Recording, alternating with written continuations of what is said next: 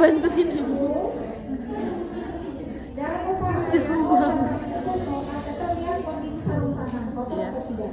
Kalau kotor cuci tangan ya. Cuci tangan. Steril ya. Baru ke rasa selanjutnya. Oke. Nah ini kalau sudah terpasang langsung siapkan, langsung leader ngomong. Siapkan kateter, pasang kateter. Waduh.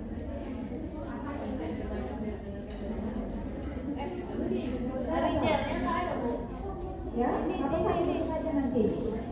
Kalau dari siapa langsung operator kelas itu udah ke tangannya. Ceritanya udah masuk semua ya Bu? Maksudnya udah ada itunya aspennya besok pasangnya. Hah? Ke tangan itu tuh. Ini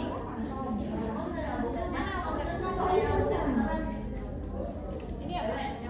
Ya, aku ambil. Ibu nggak ngajarin lagi infus karena sudah silakan nanti ini ya.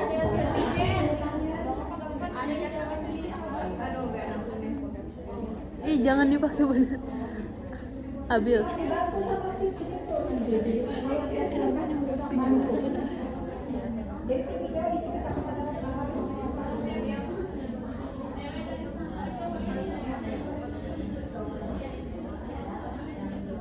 pasang infus lanjut kateter ilustrasi dari leader ya. Kalau pasang infus posisi penolong itu tetap ada di sebelah kanan pasien. Apapun tindakannya ya. Kalau persalinan berada di kiri, pasti di kanan pasien. Ya, satu orang karena yang melakukan yang dibantu tim hijau, yang tadi tim insight, gitu ya.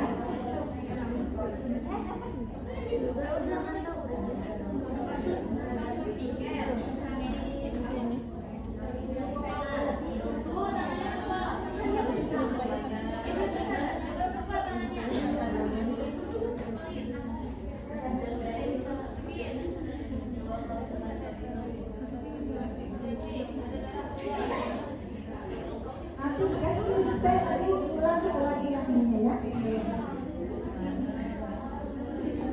Dan sok Hah? langsung leader ngomong lanjut pasang kateter. Itu dipakai bener. Kalau emang apa punya?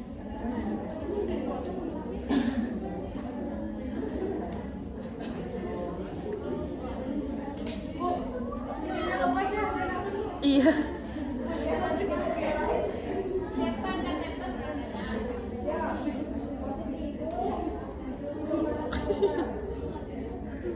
Ini orang ngomong setting apa sih? Kateter ya. Terus siapin infus, siapin kateter.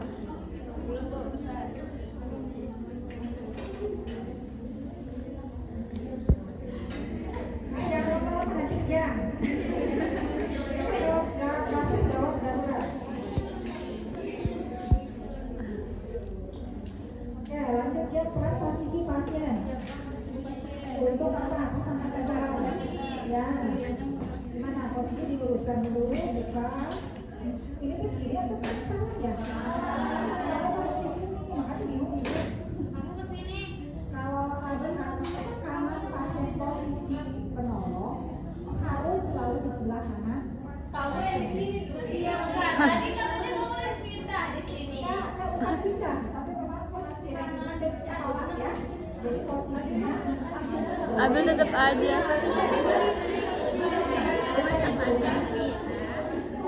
Ini pindahin juga. dari awal dari sampai dengan pasang infus ya.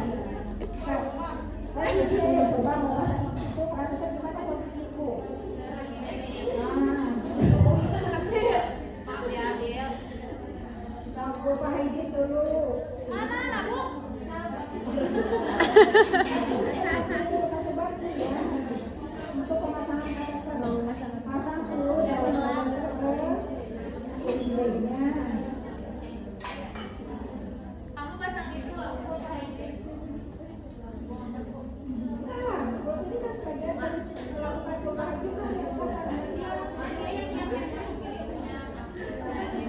Aku Abides.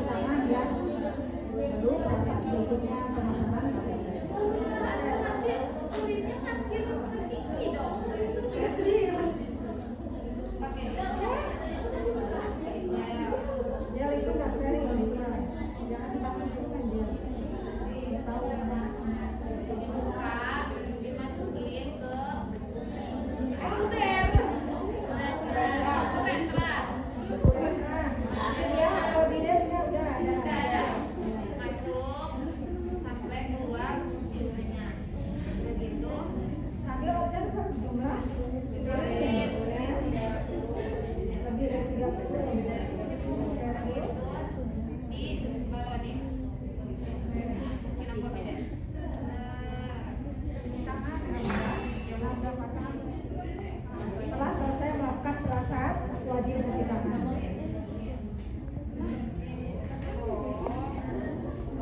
Diikat.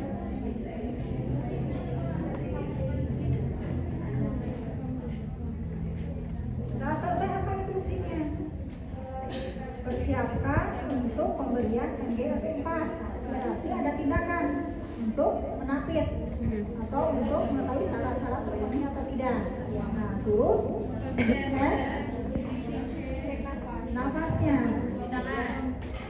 Oke, langsung yang nafas, urin, dan repatela suruh instruksikan untuk dicek sebelum pemberian NGS 4. Kalau hitung nafas pasien, Belum yang pertama. ya, kalau dilihat jumlah urin, kalau periksa refleks patella, gitu, ya, itu langkah selanjutnya setelah pemasangan kateter selesai. Obat pencuci tangan, lalu cek nafasnya, dilihat urinnya sama tim hijau, ya, yang melakukan. Lapor tim hijau, tim hijau lapor. Anak muda, aku udah ngecek pernapasan. Nafasnya 20 kali per menit, urin 50 cc, refleks patella positif. Sudah sedia ini antidotum sudah saya pegang. Itu adalah tim hijau.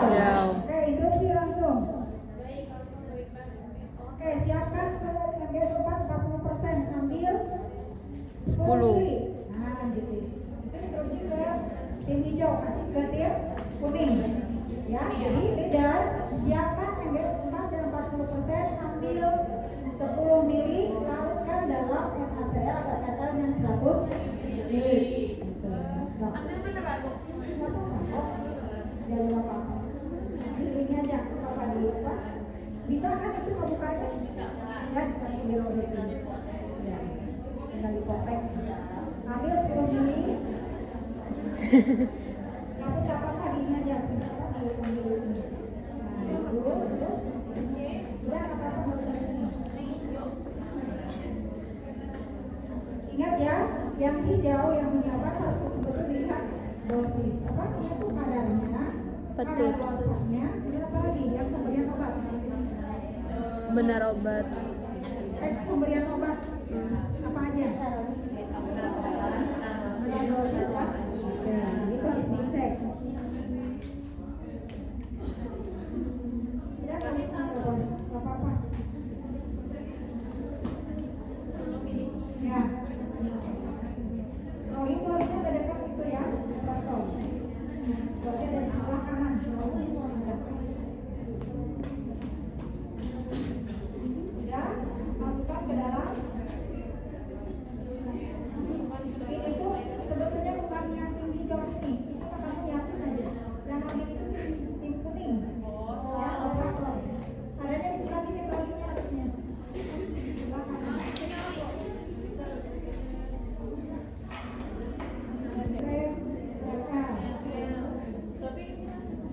Ya ganti nanti. Jadi masukkan dulu ke yang 100. Sebenarnya minta catat aja ya alat yang penuh ya. Minta itu infusan yang 100. Yang kecil. Udah yuk Pak, yang berapa? Ini berarti angkat dulu yang 100 ya. Kalau ganti nanti dengan yang 100. Setelah itu apa? Setelah terpasang infus, lepas apa? Diberikan dosis awal. Ingat, dosis awal ini diberikan loading dose. Jadi di los, kayak diatur tetesannya. Habis dalam 15 sampai 20 menit. Oke, sudah nih. Kalau sudah habis, sudah nggak usah dengar. Lanjut dosis.